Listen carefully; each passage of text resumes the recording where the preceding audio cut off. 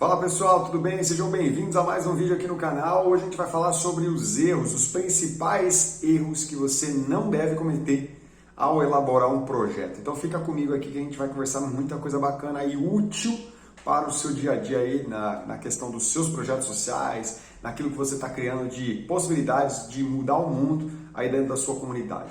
Antes disso, não posso deixar de pedir para que você clique aqui embaixo no botão inscrever-se, se inscreva no canal, ative o sininho de notificações para que você possa receber alerta de vídeo novo.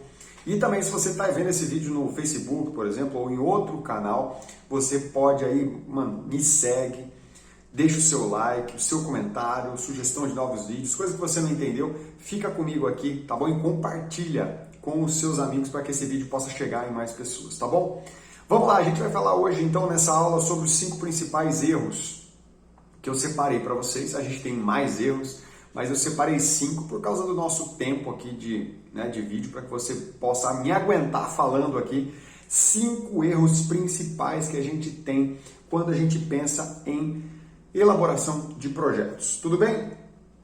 Uma coisa importante para a gente começar, para contextualizar, é assim, o que é esse bendito documento que você tanto fala, Danilo? Muita gente me pergunta, eu estou precisando elaborar o projeto, escrever o projeto. E essas pessoas confundem a escrita do projeto com o registro da ONG, da associação. Então essa semana mesmo me perguntaram, eu queria fazer o registro do projeto. Tá, queria elaborar o projeto. Eu falei, então tá bom. Só que o jeito que ela escreveu, registrar, escrever, parecia mais o registro da associação. Quando eu fui averiguar, era isso mesmo. Então ela queria pegar aquilo que ela estava fazendo, queria ter um CNPJ. Quando a gente fala sobre elaboração do projeto, a gente está falando da elaboração do projeto técnico. E o que é o projeto técnico? É a parte onde você escreve num documento que parece uma monografia de faculdade, sabe, no trabalho lá final de graduação. Então você tem um roteiro para seguir e você coloca ali o que? Toda a sua estratégia, todos os processos, todo o caminho, o percurso que você precisa fazer com que o projeto passe para que ele alcance um determinado objetivo.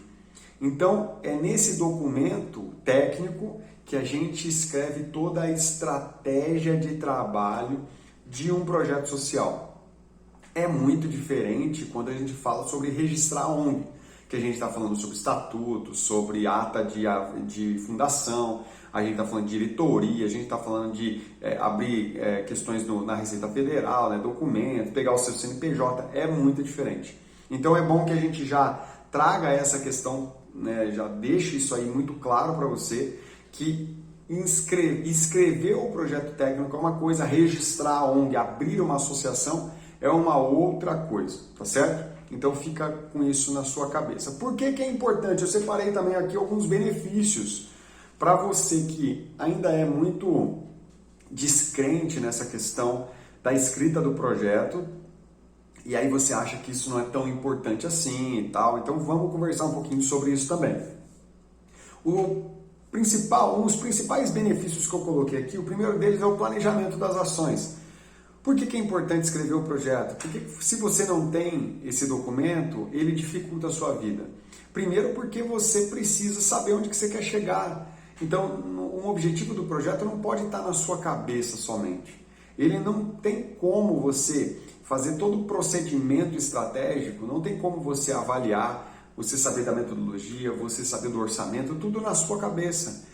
Então você precisa entender aonde você está saindo, da onde surgiu o problema que você está tentando resolver da comunidade e para onde você quer levá-los. Eu sempre digo que o projeto é um veículo, É um veículo que leva pessoas de um determinado lugar para um outro lugar. Então você pega a comunidade com um determinado problema, você quer pegá-los nesse veículo através do projeto e levá-los para um determinado local onde esses problemas que você observou, eles sejam menores ou eles sejam totalmente resolvidos. Como é que você vai fazer tudo isso sem saber exatamente desse veículo, desse problema? Qual o caminho que você vai percorrer?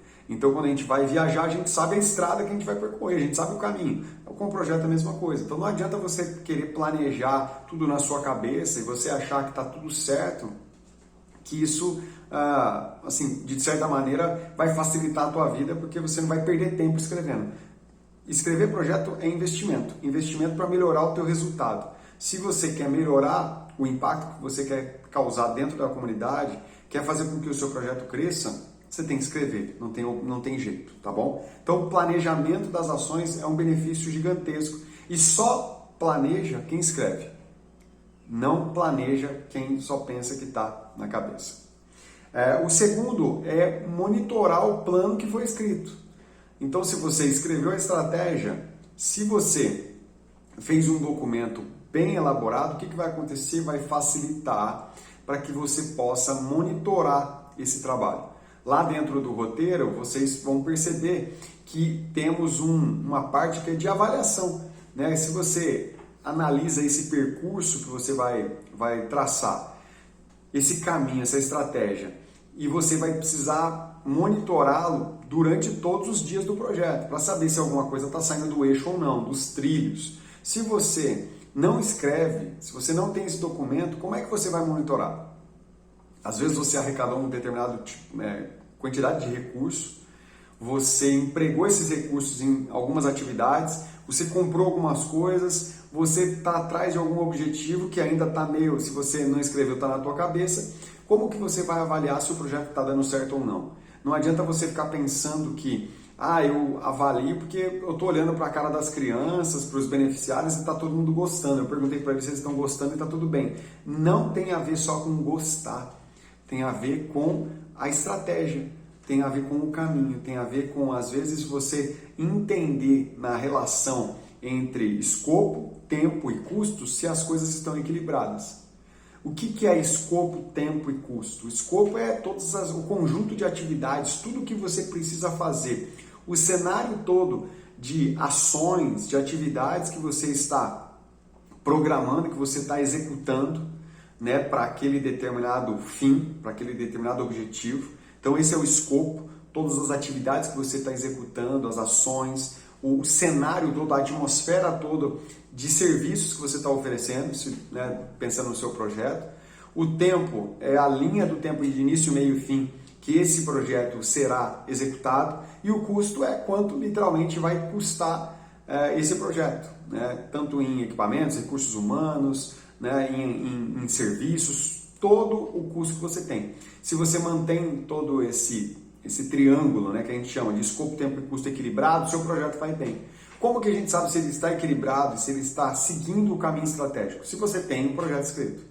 Se você não tem, você vai começar a chutar um monte de coisa e vai dificultar para a sua vida, para a sua execução.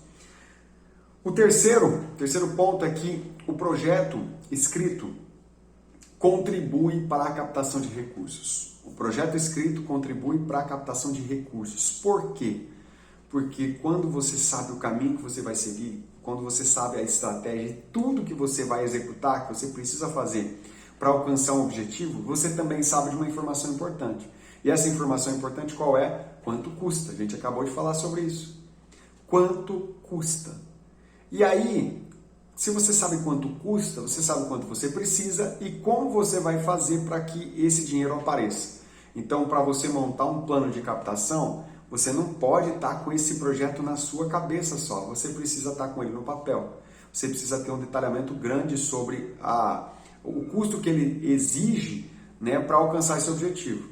Então, muita gente monta o plano de captação, ou pensa que monta um plano de captação, pensando apenas assim, olha, eu acho que eu preciso disso aqui, acho que eu preciso daquilo, um monte de achômetro.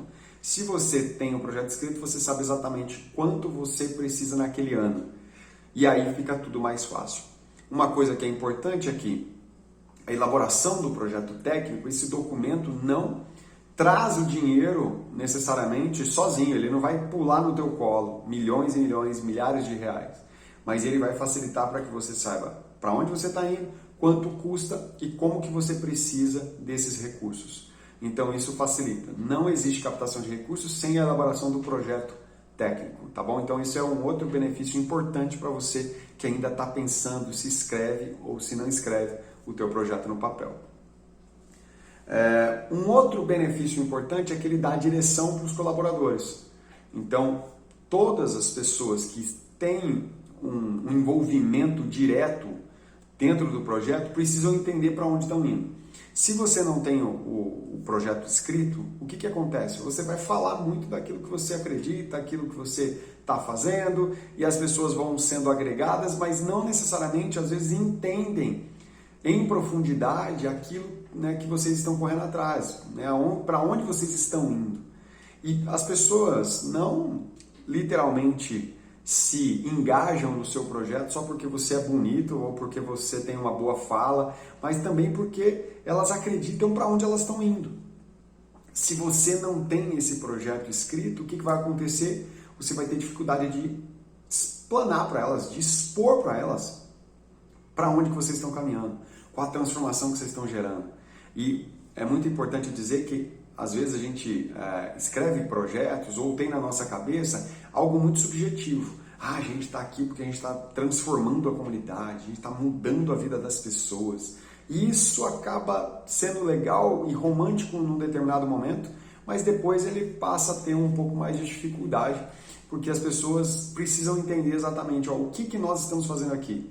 Estamos melhorando o índice de pobreza na comunidade, estamos melhorando o índice de gordura corporal em adolescentes dessa faixa etária, estamos trabalhando para oferecer moradias temporárias para moradores da cidade e tal. A gente precisa ser mais objetivo, então a gente, né, precisa ter esse documento, ele facilita para que você possa comunicar, dar direção para os colaboradores, tá bom? Todo mundo precisa ir para o mesmo alvo, todo mundo precisa estar ligado e indo para a mesma direção. Se alguém tiver para uma direção, né, mais subjetiva, sabe o que pode acontecer? Cada um vai interpretar da sua maneira. Então você vai ter uma possibilidade de... Você vai falar que está transformando o mundo, um vai falar que está transformando o mundo fazendo tal coisa, o outro transformando o mundo fazendo outra coisa, e cada um está indo para um lado. Isso vai dar dificuldade para que você, que é líder do projeto, né, na sua maioria, vai ter problema em relação a isso.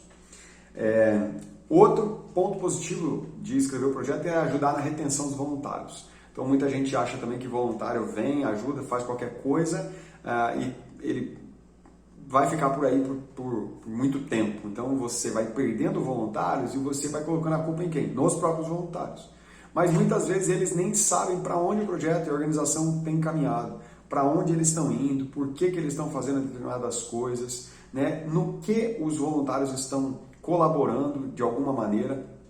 Então a gente precisa entender que não basta só engajar e postar vagas nas redes sociais ou procurar voluntários à torta e à direita, como dizem o ditado, mas a gente precisa ter também uma maneira de indicar para eles para onde a associação, para onde a ONG está indo.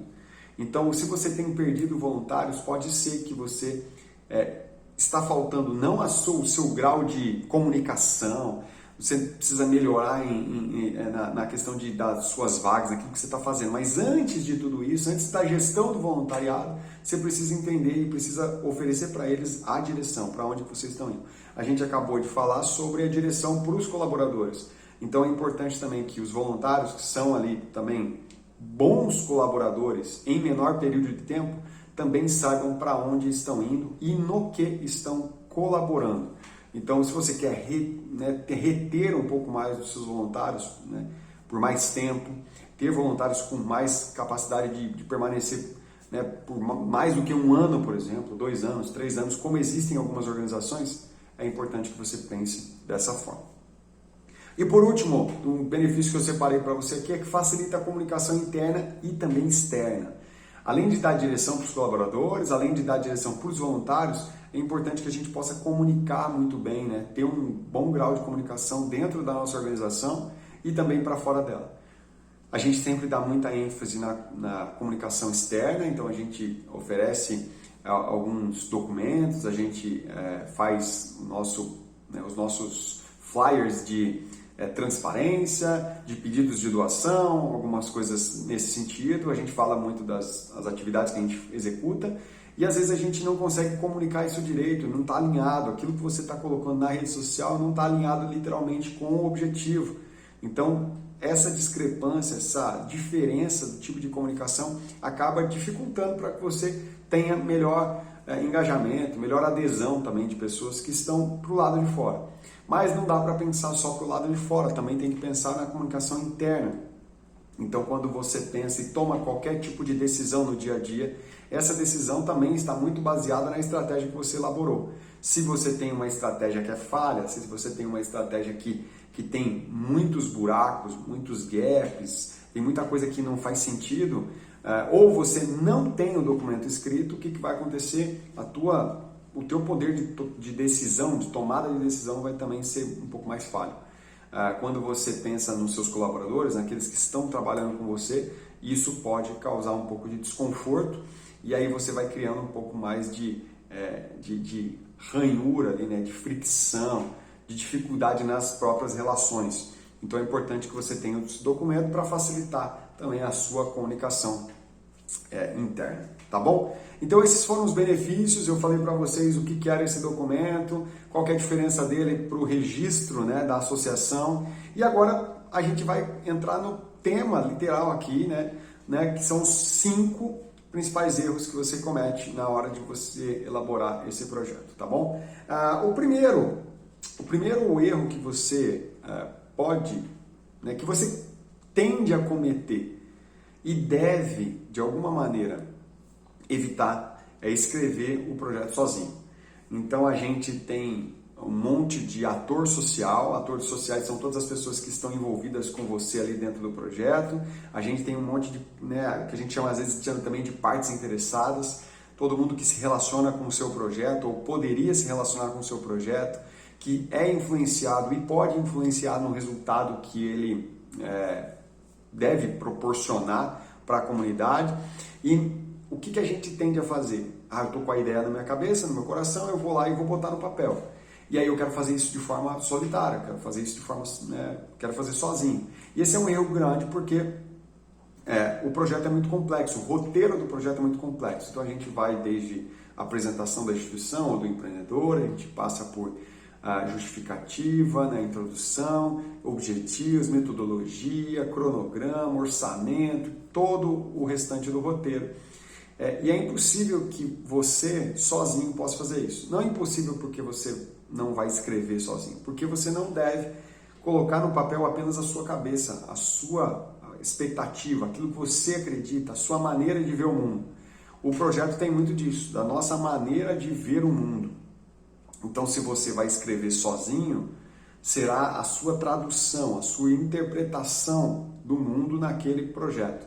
Então, é o que você quer alcançar, o que você está entendendo dos dados e tudo isso facilitando para você, no seu entendimento, porque fica mais rápido, mais fácil, menos burocrático, porque eu não preciso me juntar com outras pessoas. O que você perde? Você perde nessa capacidade de reunir interpretações diferentes e de pessoas que às vezes enxergam erros no projeto que você às vezes não está enxergando.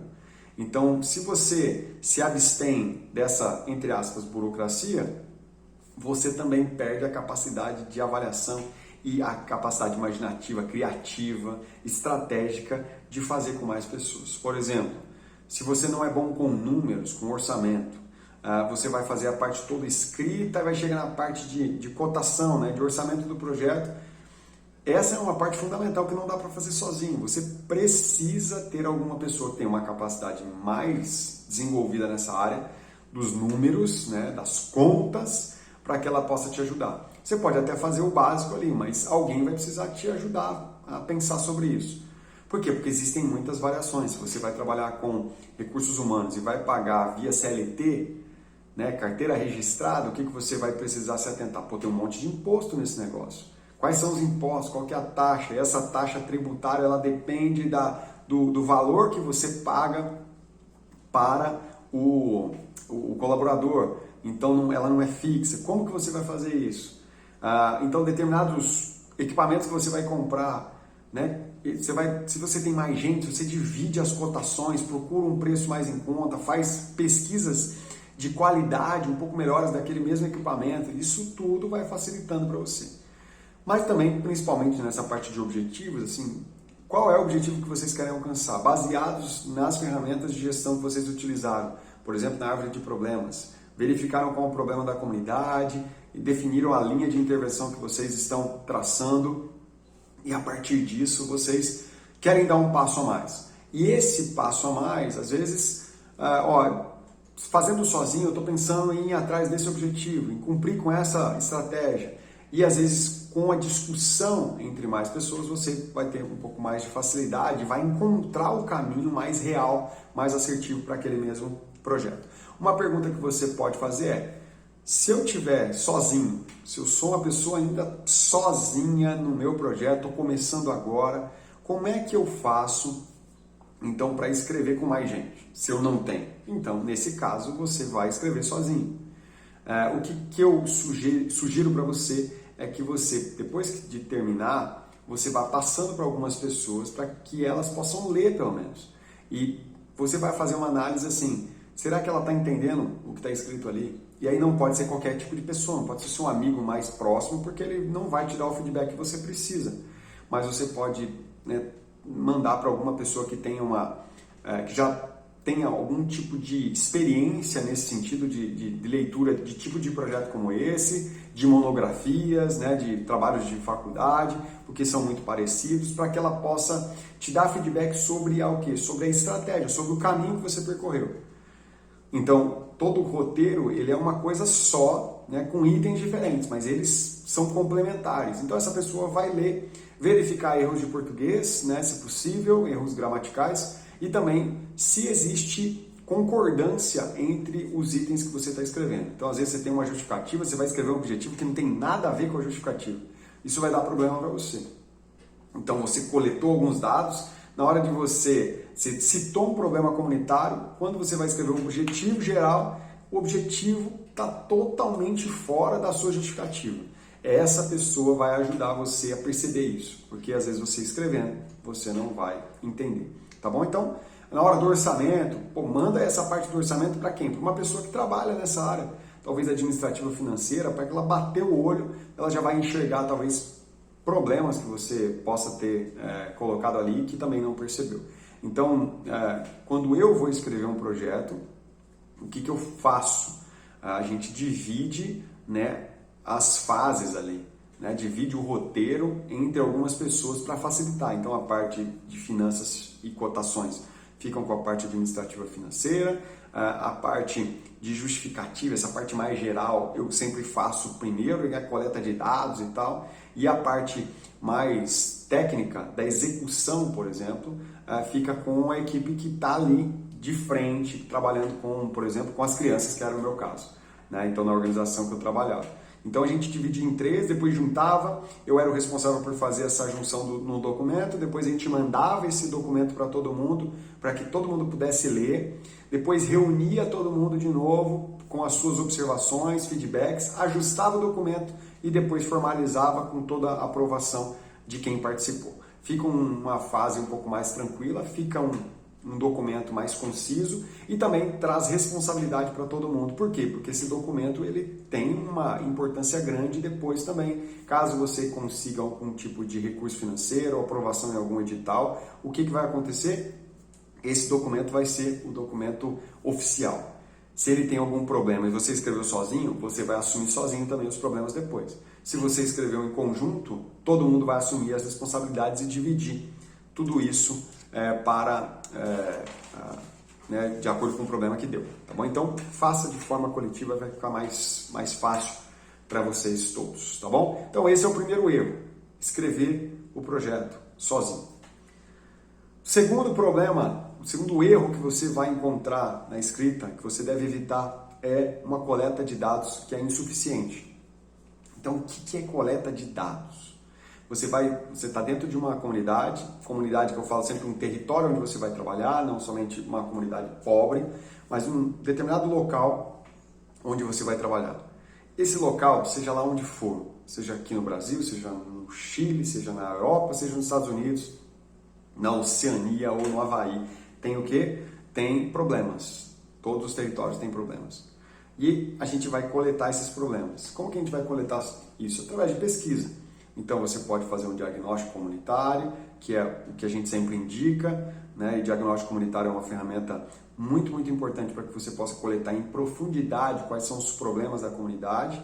Então você pode contratar pessoas, organizações que façam esse trabalho para você. É um custo caro, eu sempre digo isso aqui, mas se você tiver condição é muito legal para que você possa fazer isso de forma bem profissional. Se você não pode pagar, então você tem essas mesmas organizações que às vezes trabalham com mentoria para que você execute, então elas ensinam você e te acompanham para que você possa executar esse diagnóstico na comunidade, ou você então faz cursos, tenta se aperfeiçoar para fazer esse processo na sua comunidade sem a mentoria e sem o processo de terceirização, que é nessa opção um pouco mais difícil, porque para conseguir fazer de uma forma mais real, com dados que são realmente realistas, o que você vai precisar? Vai ter que ter participado de outros diagnósticos, ter a experiência na prática. Se você não participou, não contratou, não participou de nenhum momento desse, é muito difícil você, de repente, começar a fazer sozinho. Mas diagnóstico é uma ferramenta de coleta de dados. Dentro do diagnóstico comunitário, você tem a coleta de dados, né, secundários. O que são dados secundários? São aqueles dados, aquelas pesquisas que foram realizadas por outras pessoas e elas não foram criadas ou não foram feitas por causa da sua pesquisa, por causa da sua intervenção, porque você queria, né, que eles fizessem essa coleta de dados. Ela não foi, né, feita por causa daquilo que você está buscando agora. Então, se você for ver os dados do IBGE, por exemplo, os dados do IBGE, eles estão lá, eles foram coletados no Brasil todo, você consegue ter noção de algumas questões, né, muito práticas, demografia, questões ligadas à educação, saúde, trabalho, todas essas informações, elas estão lá disponíveis para quem? Para todo mundo. E elas não foram coletadas, o IBGE não foi lá por causa do seu projeto, o IBGE não foi lá porque você contratou essa galera, não, eles já fazem essa pesquisa. O IPEA também, né, todos os Datafolha, por mais que a gente brinque, todos esses institutos de pesquisa, eles criam, né, esse ambiente, eles já fazem essa coleta de dados e você pode utilizar. Então elas não foram criadas para você. E aí, dentro do diagnóstico, você tem o quê? Os dados primários. A gente falou dos secundários e os primários, que são aquelas pesquisas em loco, onde a gente vai na comunidade e vai coletar dados, né? A gente pensou nos formulários, pensou em tudo que a gente precisa criar, né? E o que a gente quer conhecer da comunidade, cria as perguntas, os formulários, né? Entende quantas pessoas a gente vai pesquisar, quantos comércios, quantas pessoas governamentais, quem são esses atores que a gente vai entrevistar, e a gente vai lá na comunidade que você vai trabalhar e vai fazer a pesquisa. Então, isso é uma coleta de dados, certo? Então você tem tanto aquelas que você vai fazer pela internet, quanto aquelas que você vai ter que ir na comunidade. Isso é fazer um diagnóstico, certo? Então, eu falei para vocês também que tem as maneiras de fazer. Tem gente que já tem muita prática, né? As organizações que trabalham, os institutos que trabalham com isso, mas você também tem que ir dando passos para aprender como fazer isso aí no seu território, onde você quer começar a trabalhar. Eu falei para vocês que um dos problemas, né, um dos erros era uma coleta de dados que é insuficiente. Então, às vezes você vai escrever um projeto, você não tem dados. Os seus dados são muito pobres em relação àquilo que você precisa escrever. Então, você vai observar que quando você chegar na justificativa, a justificativa é aquele ambiente que a gente... Daqui a pouco eu vou explicar o que vocês escrevem numa justificativa. Mas quando você tem que apresentar o problema que a comunidade tem, você não tem dados para provar isso. E não existe problema, né? Não tem como você colocar um problema nisso se você não tem fonte de dados para provar que ele existe. Então, às vezes, você tirou da sua cabeça que existe um problema comunitário e ele pode até ser real, só que se você não consegue comprovar, cara, não vai ter como você escrever. Todos os avaliadores, as pessoas que vão escrever, ler o teu projeto, eles vão bater o olho principalmente na justificativa. Por quê? Porque é lá que você prova que existe uma razão do seu projeto existir, certo? Porque existe um problema.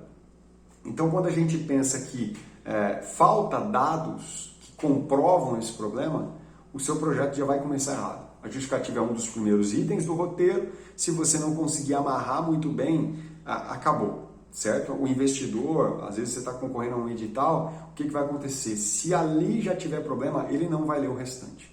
Então você precisa entender um pouco mais, fazer uma boa coleta, e aí isso é tempo que você vai investir mesmo para fazer isso. Então, minha sugestão para vocês é, se você está começando alguma coisa agora, tem algum tipo de, de área que você queria trabalhar? Poxa, estou tentando, quero fazer alguma coisa na parte cultural para solucionar determinado problema. Isso você precisa entender.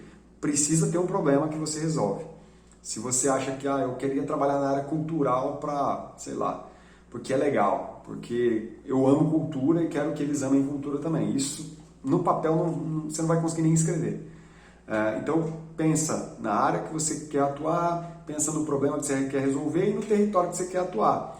E aí, a partir disso, vai atrás de dados. Se você não consegue hoje fazer um diagnóstico, quem está começando, a maioria das vezes não vai fazer um diagnóstico comunitário, pelo menos busque dados secundários.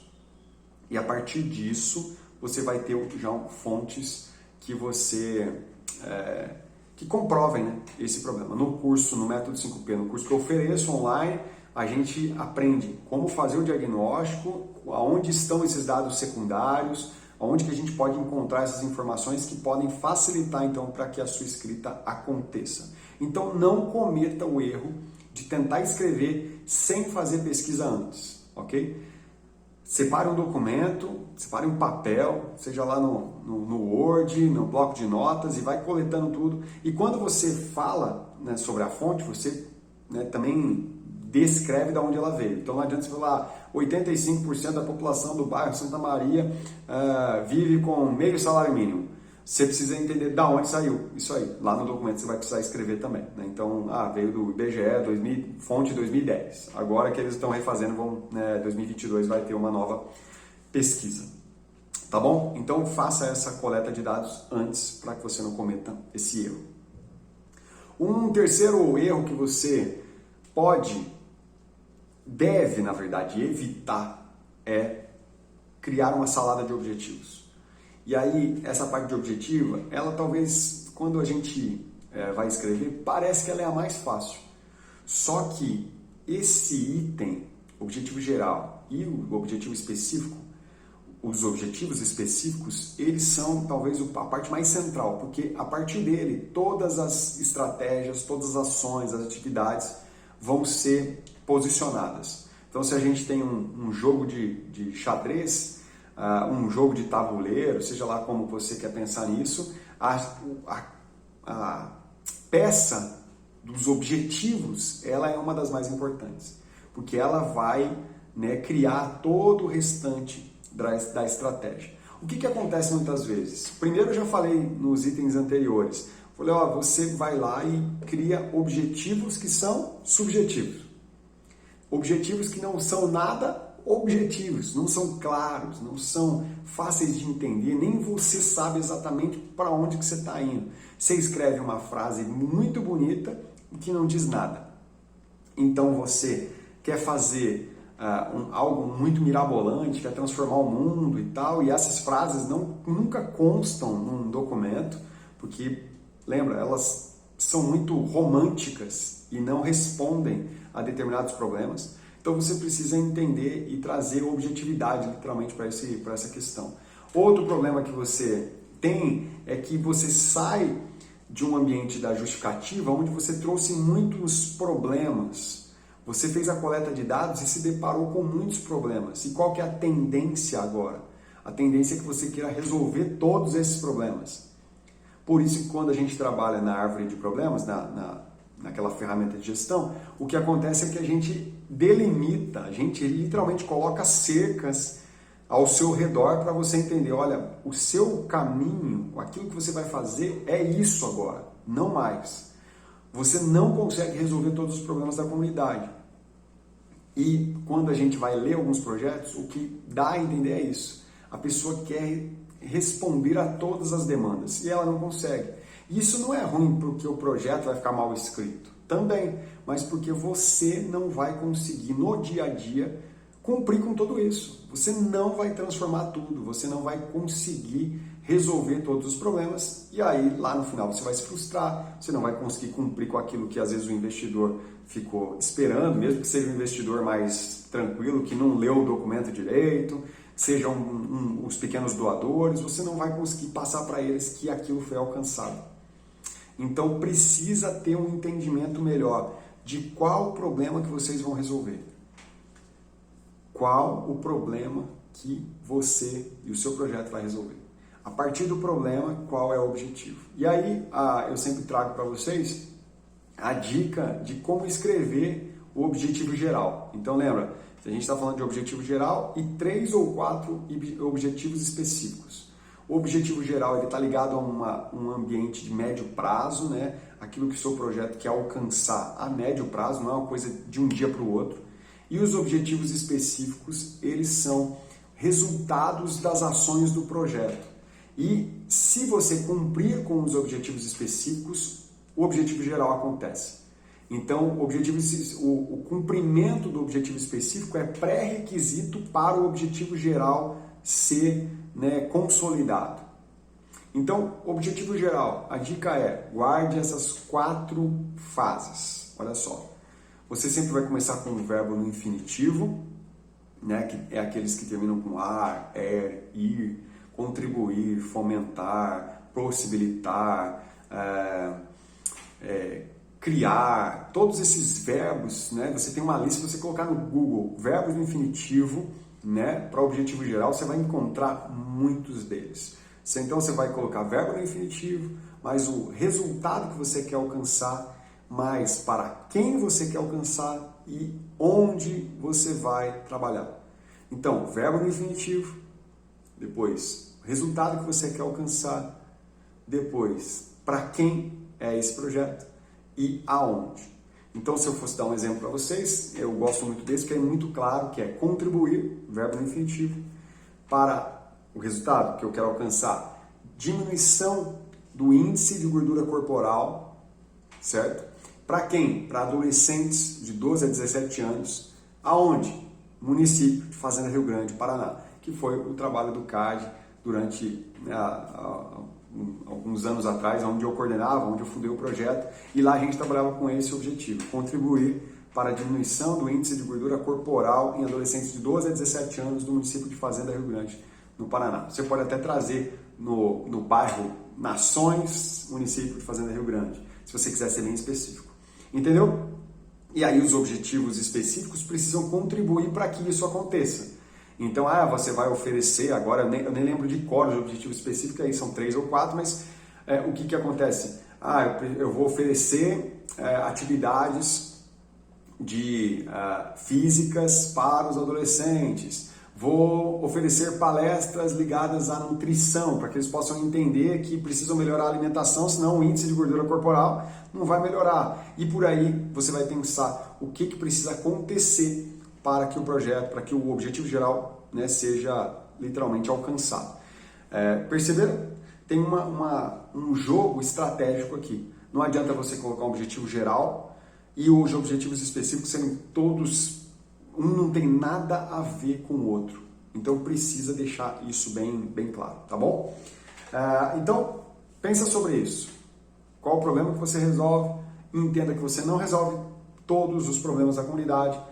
Pensa na escrita do teu objetivo geral e não cometa o erro de ser muito subjetivo. Tem que ser, foca, concentração e vai para literalmente um alvo. Quando você pensa no alvo, lembra? Você tem aquela roda com vários círculos. Aonde que o pessoal quer acertar? Bem no meio. Quando você fala assim, acertei no alvo, quando você fala assim, você não fala que acertou lá na beira dos círculos maiores. Mas quando você acertou no meio, no vermelho ali, do meio, onde é literalmente o centro daquele alvo. Então, qual é o centro da sua atuação? Aí você vai e não comete esse erro, tá bom? Quarto erro que você deve evitar, literalmente, aí a gente volta na justificativa. E é o que? Uma justificativa abrangente.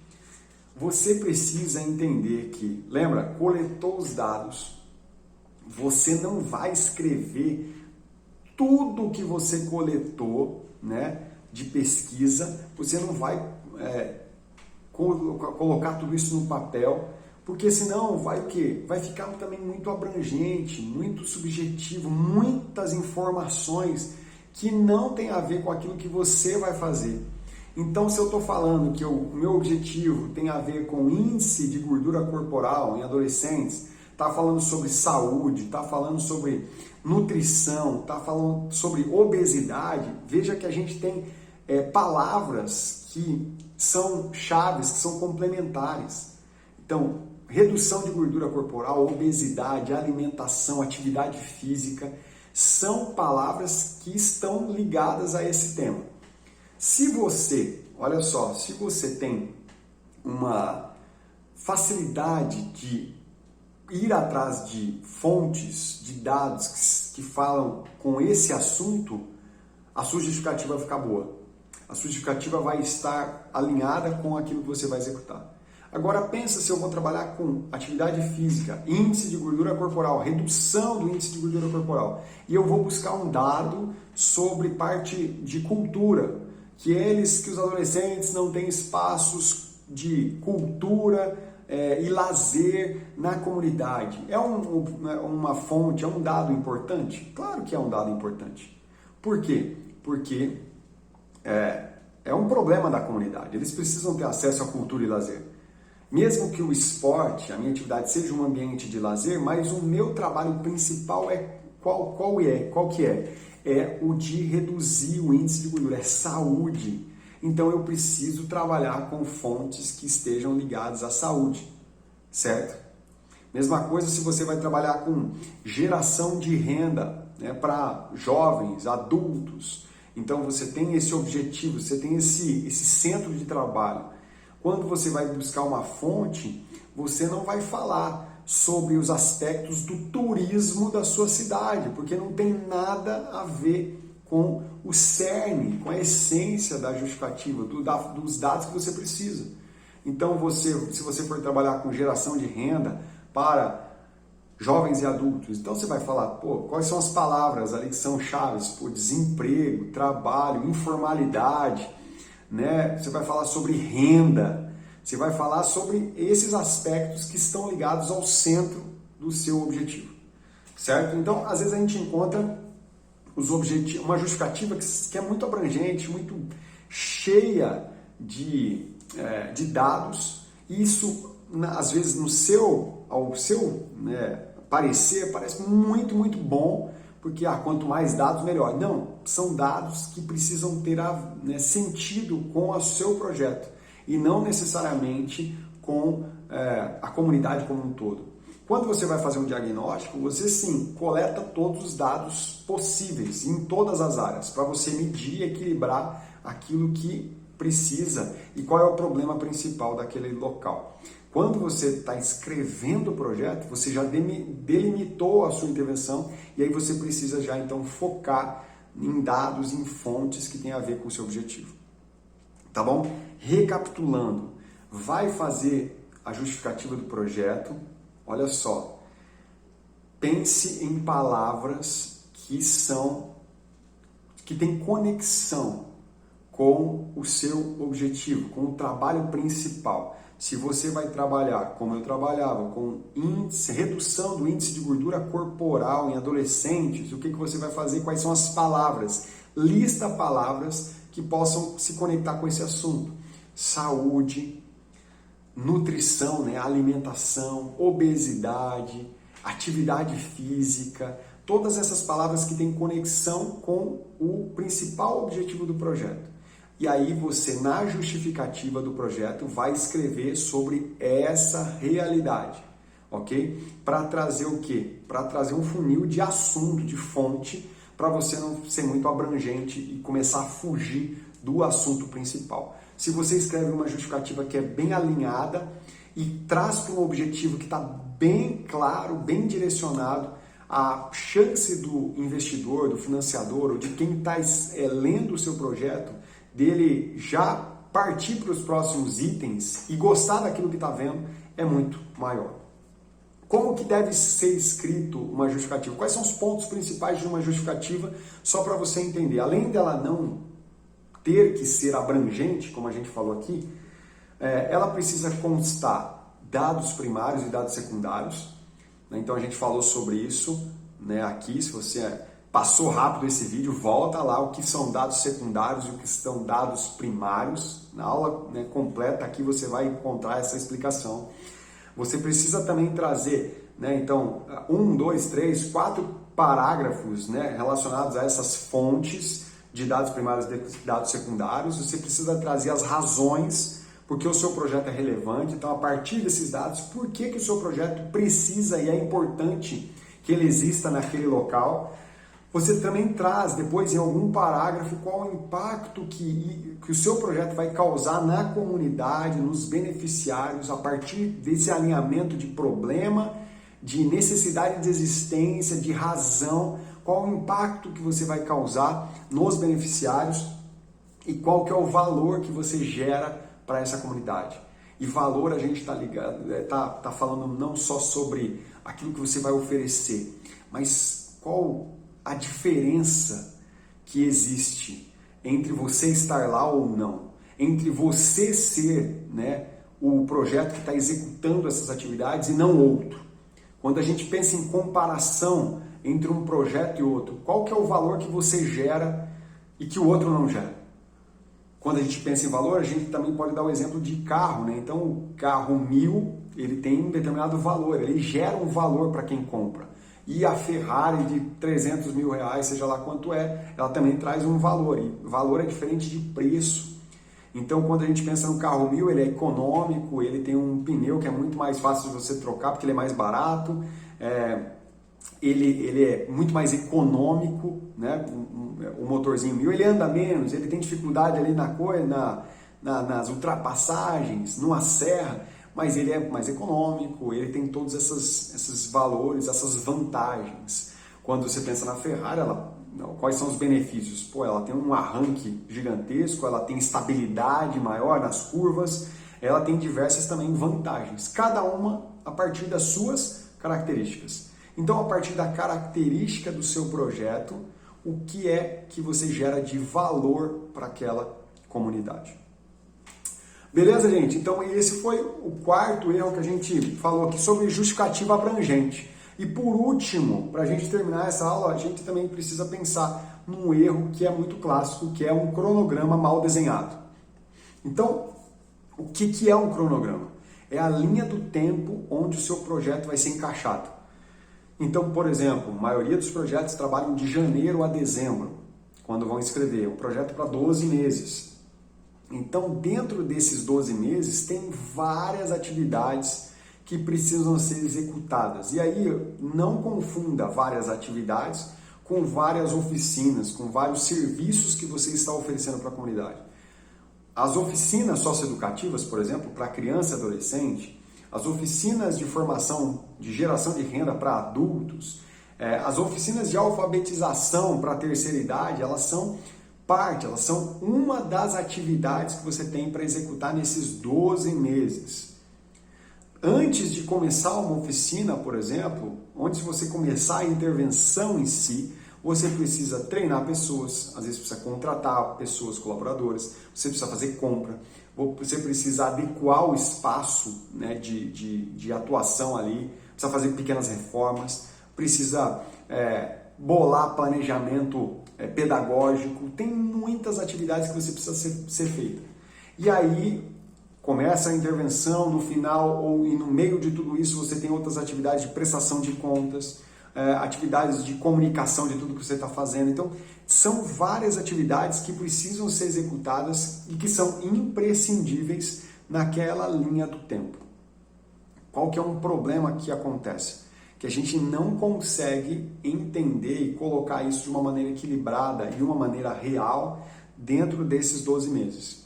Então, você acaba deixando a desejar. Lembra no triângulo da gestão? Escopo, tempo e custo. Essa parte do tempo, você acha que você coloca um desenho de cronograma que é praticamente impossível de ser executado.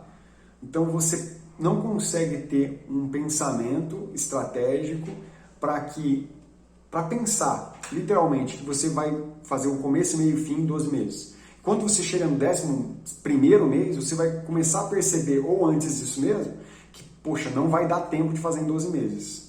O meu planejamento foi errado.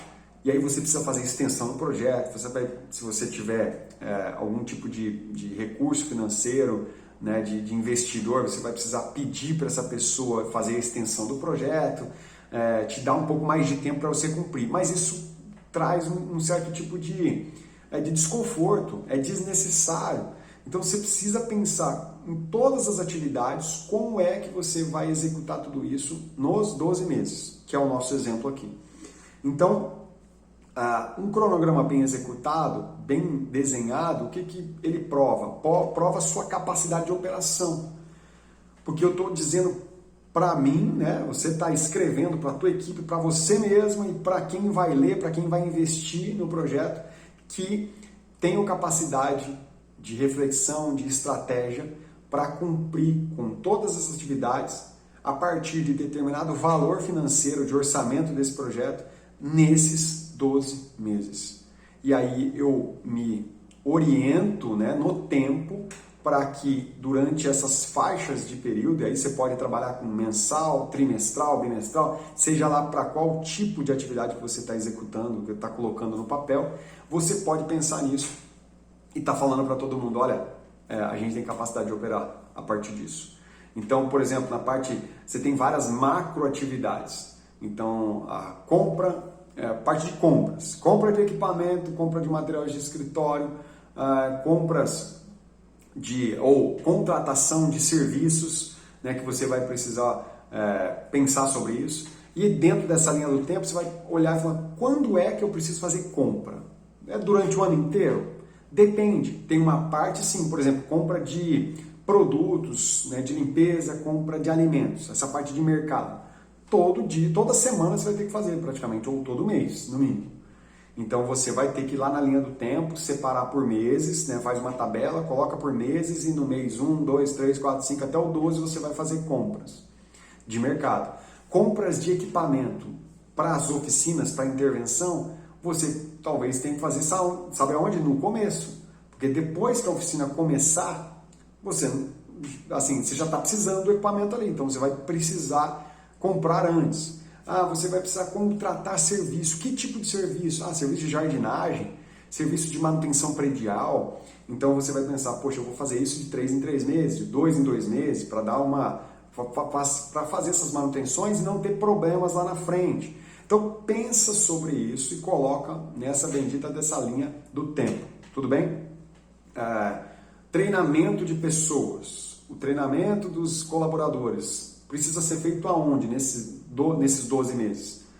O principal tem que ser antes de começar, onde você vai ensinar tudo como que é o projeto, qual a história do projeto, se ele for uma pessoa nova, qual que é a linha pedagógica do projeto, qual que é o seu papel, e aí, né, traçar essa estratégia, treinar essa pessoa, aí ela vai começar a intervenção. No meio disso, você pode ter o quê? Você pode ter outros momentos de treinamento. Então, você colocou no primeiro e no segundo mês lá do cronograma como um objetivo, trabalhar ali com o treinamento deles. Mas a manutenção precisa ser periódica. Você não vai treinar no começo e depois vai soltar esses colaboradores e nunca mais vai conversar com eles, não vai treinar, não vai oferecer mais nada para eles. Então eu vou fazer no primeiro, no segundo mês, depois eu vou fazer no quarto, vou fazer no sexto, no oitavo, no 10º e por aí vai.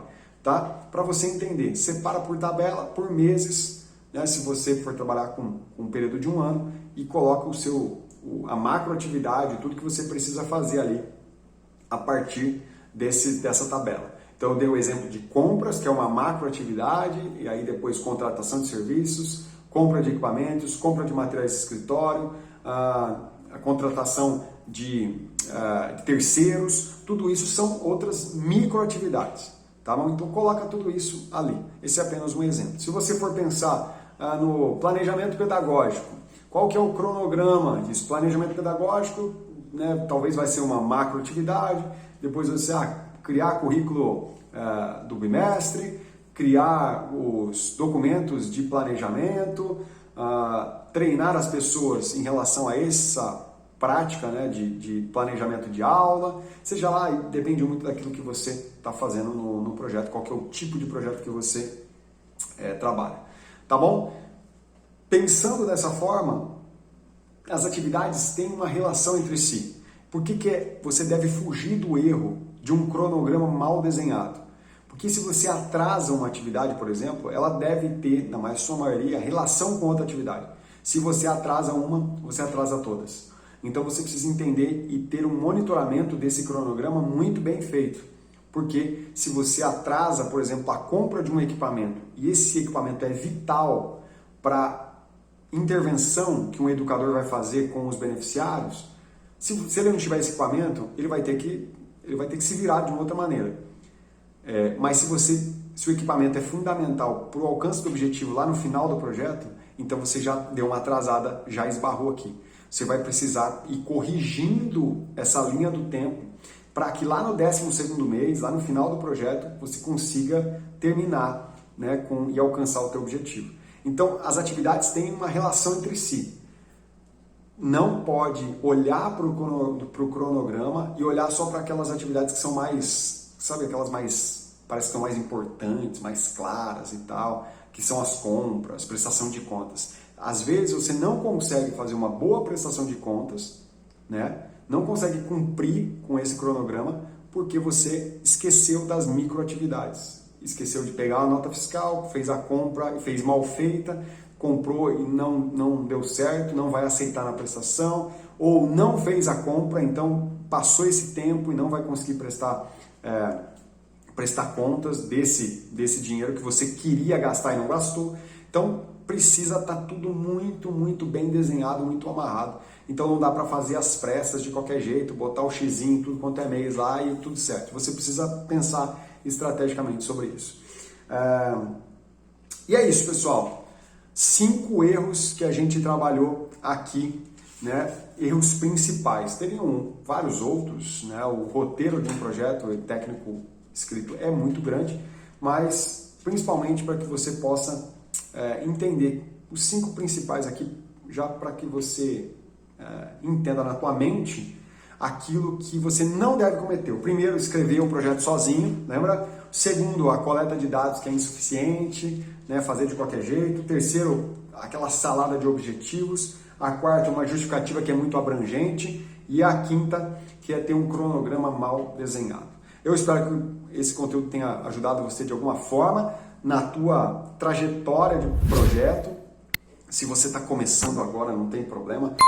Vai treinando a tua cabeça, a tua mente para escrita. Não deixe só na sua cabeça, coloca no papel, vai fazendo esboços, né? Acompanhando os conteúdos aqui. Eu tenho outros vídeos sobre elaboração, então vá trabalhando. Se inscreva no Método 5P, no curso onde eu ensino literalmente como fazer essa escrita de uma maneira bem simples, descomplicada para você que está começando.